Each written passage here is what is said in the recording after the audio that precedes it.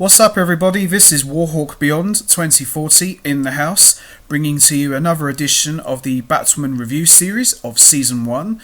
And today I'm going to talk about Episode 5, entitled Mine is a Long and Sad Tale, which I've just finished watching.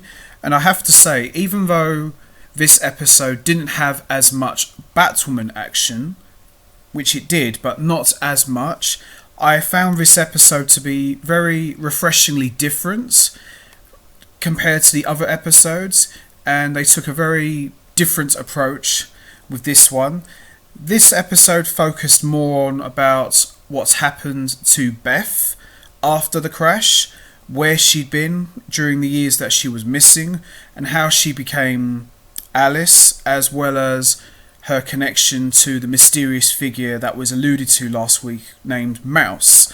So, although, as I said, this episode didn't have as much bat action, I still quite enjoyed this episode, and I have to say, Alice, after this episode, she's really developed into a very interesting, complex villain, to say the least, and I'm really enjoying her stuff, and I'm really looking forward to seeing more and more of her as this show progresses. So, with that all said, let's get right into it. Let's talk about Episode 5, Mine is a Long and Sad Tale, which I feel is an appropriate title for the story about Beth and how she became Alice. So, let's get right into it. We kick off this episode inside a morgue where we see a mysterious figure is grafting the skin of different bodies and packing them away, which is quite disgusting and disturbing, to say the least.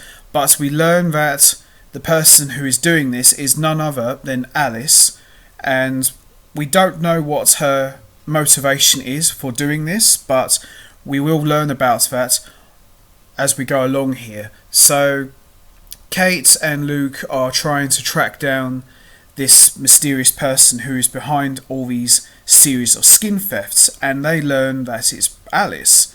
So they go after Alice, and I have to say, I really enjoyed this scene where we see Batwoman use the night vision, because Kate says to Luke that, God, doesn't Batman use goggles? And Luke says, no, Batman never uses goggles. So we got to see night vision in this episode. Now, some of you might remember the use of night vision, maybe back in the Arkham games, and I think there was one where Batman used a similar sort of thing in The Dark Knight. So we got to actually see Batwoman use this as she beats up Alice's thugs in the dark, and I have to say, when you see the shot of Batwoman with the white eyes, I'm not going to lie, everyone, the geek in me absolutely jumped up and down. I just thought, holy cow, we've just got Batwoman from the comic books brought to life before our very eyes, and it looked absolutely amazing. And I really enjoyed that shot. Now, I would like to think that the white eyes will be a permanent fixture to the suit, but I understand and respect that probably that might cost a bit on the budget side, but it was a really nice shot to see Batwoman beating up everybody with the white eyes in her cowl. So maybe we might see that again, who knows, but we'll have to wait and see. So after Alice is captured by Kate tries to give her a chance to explain herself why she's doing what she's doing, and Alice says, if you want to know why I'm doing what I'm doing, let me go and I will give you all the answers that you need. And reluctantly Kate lets her go, and they drive off to a rural area out of Gotham near the site of the crash where Beth was last seen. And for the next few minutes of this episode, in fact maybe the first half of this episode, we see a number of flashbacks about what happened to Beth after the crash. Now, I think this part of the episode was the best thing I loved, because it's quite sad, it's quite disturbing, and in some ways it makes you feel sorry for Beth and why she became Alice.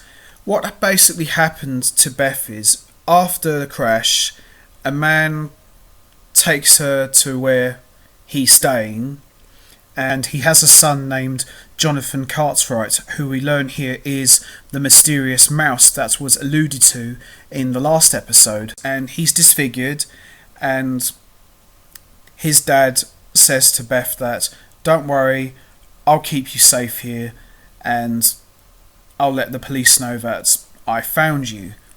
But, however, that doesn't turn out to be quite the case, because this man keeps Beth prisoner. He locks her up in the basement, and it's quite sad, really. It's quite disturbing.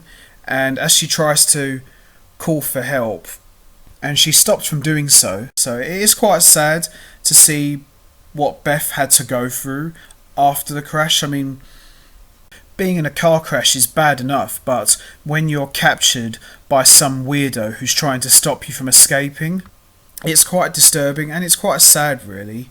So that's what really happened to Beth. She was emotionally traumatized, and this Jonathan Cartwright, he seems to have the ability to change his voice and impersonate other people, as he impersonated Kate Kane, which I thought was quite a good twist, I think.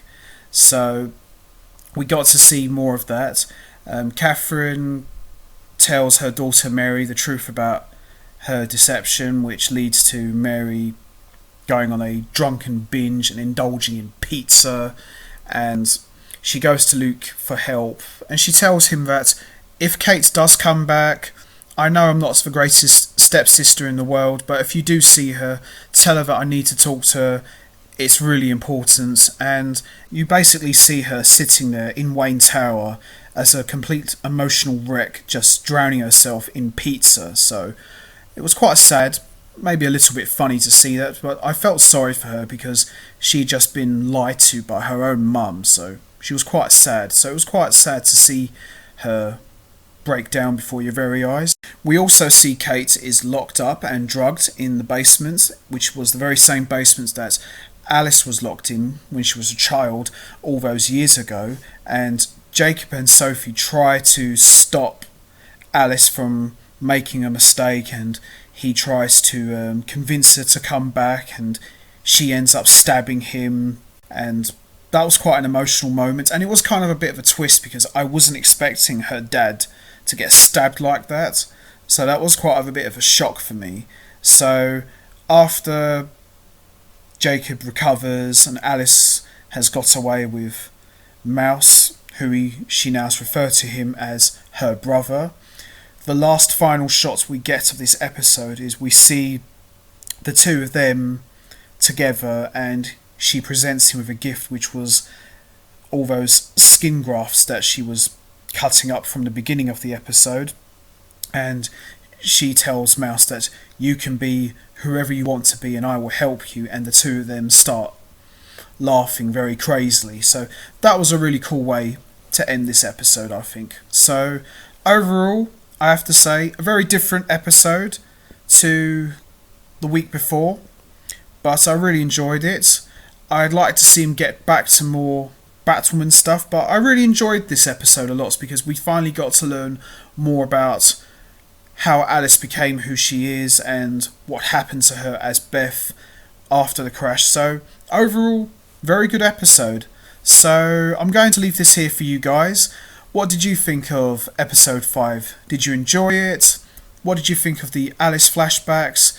Leave your thoughts and comments down below, and I will be back with another edition of the Batwoman review series where I'll be talking about episode 6. So till then, take care everybody.